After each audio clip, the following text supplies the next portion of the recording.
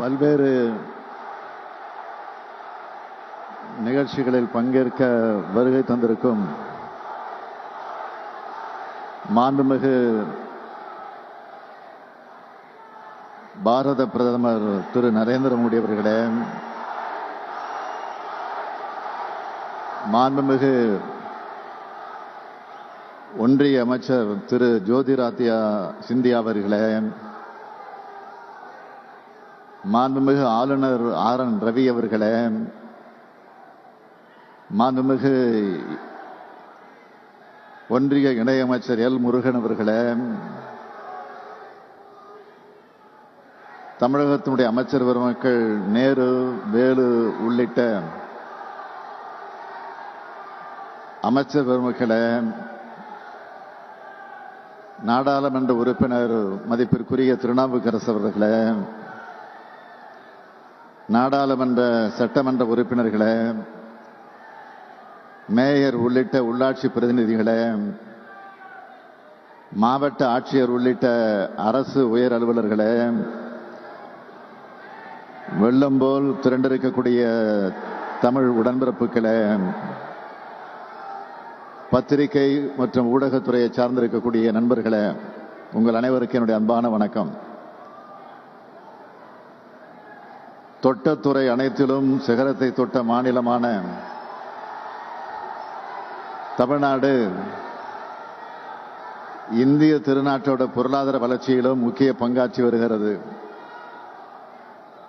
அப்படிப்பட்ட நம்முடைய தமிழ்நாட்டின் இதய பகுதியாக இருக்கிற திருச்சிராப்பள்ளியின் பன்னாட்டு விமான நிலையத்தில் 1112 கோடி ரூபாய் செலவில் அமைக்கப்பட்டிருக்கும் புதிய முனையத்தை மாண்புமிகு இந்திய பிரதமர் அவர்கள் திறந்து வச்சு சிறப்பித்திருக்கிறார். தமிழ்நாடு முதலமைச்சர் என்ற வகையில் தமிழ்நாட்டு மக்கள் சார்பாக அவருக்கு என்னுடைய மனமார்ந்த நன்றியை நான் தெரிவித்துக் கொள்ள விரும்புகிறேன். அதேபோல் இந்த துறையினுடைய மாண்புமிகு அமைச்சர் ஜோதிராதித்யா சிந்தியா அவர்களுக்கும் என்னுடைய மனமார்ந்த நன்றியை தெரிவிச்சுக்கிறேன். திருச்சிராப்பள்ளி பன்னாட்டு விமான நிலையம் தமிழ்நாட்டோட 2வது பெரிய பன்னாட்டு விமான நிலையம். இதை மேலும் தமிழ்நாடு அரசு 318 கோடியே 85 லட்சம் ரூபாய் செலவில்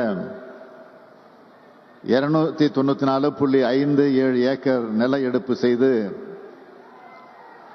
இந்திய விமான ஆணையத்துக்கு வழங்க நடவடிக்கை எடுத்து வருது.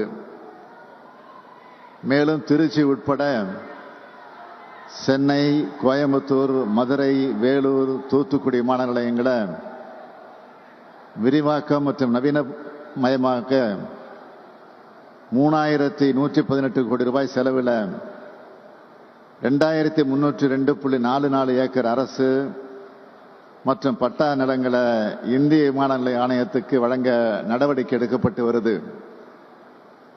இந்த விரிவாக்க பணிகளை விரைந்து முடிச்சு மக்கள் பயன்பாட்டுக்கு கொண்டு வர வேண்டும்.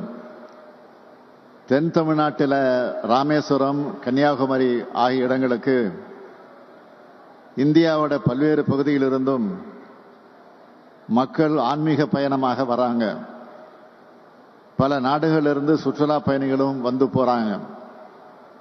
அவங்க எளிதா வந்து போறதுக்கு ஏதுவா மதுரை விமான நிலையத்தை பன்னாட்டு விமான நிலையமா அறிவிக்கணும்னு நாங்க ஏற்கனவே வச்ச கோரிக்கையை மாண்புமிகு இந்திய பிரதமர் அவர்கள் கனிவோடு பரிசீலிக்க வேண்டுகிறேன். மலேசியா மற்றும் ஜப்பான் நாடுகளோட தமிழ்நாடு பண்பாட்டு மற்றும் வர்த்தக தொடர்புகள் கொண்டிருக்கு. அதை கருத்திலே கொண்டு சென்னை பினாங்கு, சென்னை டோக்கியா இடையே நேரடி விமான சேவையை முன்னுரிமை அடிப்படையில் தொடங்கணும்னு நான் கேட்டுக்கொள்ள விரும்புகிறேன். அதோட சென்னை மெட்ரோ ரயில் திட்டத்தோட 2ஆம் கட்ட திட்டப் பணிகளுக்கு பங்கு பகிர்வு மாதிரி அடிப்படையில் ஒன்றிய அரசினுடைய பங்களிப்பை விரைந்து வழங்க மாண்புமிகு பிரதமர் அவர்களை கேட்டுக்கொள்ள விரும்புகிறேன். நெடுஞ்சாலைத்துறையை பொறுத்தவரை தமிழ்நாட்டில் இப்போ தேசிய நெடுஞ்சாலை ஆணையத்தால நகாய் செயல்படுத்தப்பட்டு வர பணிகளை விரைவுபடுத்த வேண்டும். சமீப காலமா இருவழிச்சாலையா மேம்படுத்துகிற நெடுஞ்சாலைகளுக்கும் சுங்க கட்டணம் வசூலிக்கப்படுறதிலிருந்து விலக்கு அளிக்க வேண்டும். அடுத்து திருச்சி மாவட்டத்தோட MSME நிறுவனங்கள் தான் பெல் பொதுத்துறை நிறுவனத்துக்கு தேவையான உதிரி பாகங்களை வழங்கிக்கிட்டு வந்தாங்க. தற்போது பெல் நிறுவனத்திடமிருந்து இவங்களுக்கு கேட்பானை ப்ரொக்யூர்மெண்ட் ஆர்டர் மிகவும் குறைஞ்சிடுச்சு. இதனால் இந்த பகுதிகளை செயல்பட்டு வர MSME நிறுவனங்கள் மிகவும் பாதிப்படைஞ்சிருக்காங்க. எனவே பெல் நிறுவனம் மீண்டும் அதிகப்படியான கேட்பானைகளை இவங்களுக்கு வழங்க ஆவணம் செய்யப்பட வேண்டும் என்று மாண்புமிகு இந்திய பிரதமர் அவர்களை நான் கேட்டுக்கொள்கிறேன். மாண்புமிகு பிரதமர் அவர்கள் அறிந்த ஒன்றுதான், கடந்த மாதம் சென்னை மற்றும் தென் மாவட்டங்களில் கடுமையான மழைப்பொழிவை தொடர்ந்து ஏற்பட்ட வெள்ளம் காரணமாக அந்த மாவட்டங்களில் பொது உட்கட்டமைப்புகளை பொறுத்து சேதமடைந்திருக்கு. மக்கள் வாழ்வாதாரமும் மோசமாக பாதிக்கப்பட்டிருக்கு. எனவே அவற்றை கடுமையான இயற்கை பேரிடர்கள் அறிவித்து தேசிய பேரிடர் நிவாரண நிதியிலிருந்து தமிழ்நாட்டுக்கு உரிய நிவாரண நிதியை வழங்க தமிழ்நாட்டு மக்கள் சார்பாக நான் மீண்டும் கேட்டுக்கொள்கிறேன். தொடர்ந்து கோரிக்கையாக வைக்கிறோமே என்று எண்ண வேண்டாம். பறந்து விரிந்த இந்திய பெருநாட்டில் கோடிக்கணக்கான மக்களுக்கு நெருக்கமாக இருந்து கல்வி, மருத்துவம், அவசிய தேவைகள், உதவிகள் ஆகியவற்றை செஞ்சு தர வேண்டிய முக்கிய கடமை மாநில அரசுகளுக்குத்தான் இருக்கு. மாநிலத்துக்காக கோரிக்கை வைக்கிறதும் மாநில உரிமைகளை நிலைநாட்டுறதும் அங்கே வாழ்கிற மக்களோட கோரிக்கைகள் தானே தவிர அவை அரசியல் முழக்கங்கள் அல்ல. அந்த வகையில் தமிழ்நாடு அரசின் கோரிக்கைக்கு மாண்புமிகு பிரதமர் அவர்கள் நிச்சயமாக நிறைவேற்றி தருவார் என நான் நம்புகிறேன்.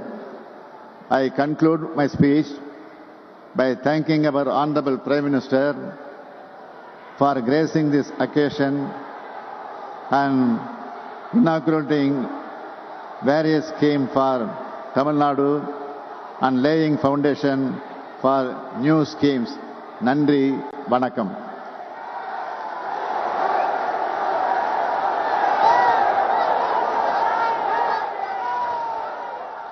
தமிழக முதலமைச்சர் இந்த நிகழ்வில் பல்வேறு கோரிக்கைகளை வைத்திருக்கார். குறிப்பாக சென்னை தூத்துக்குடி பெருவெள்ளத்திற்கு அதை தேசிய பேரிடராக அறிவித்து NDRF நிதியை உடனே வழங்குங்கள் என்று தமிழக முதலமைச்சர் கோரிக்கை விடுத்திருக்கிறார்.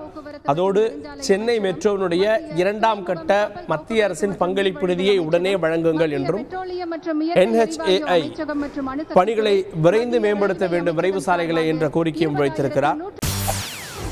செய்திகளை உடனுக்குடன் தெரிந்து கொள்ள உடனே சப்ஸ்கிரைப் பண்ணுங்க.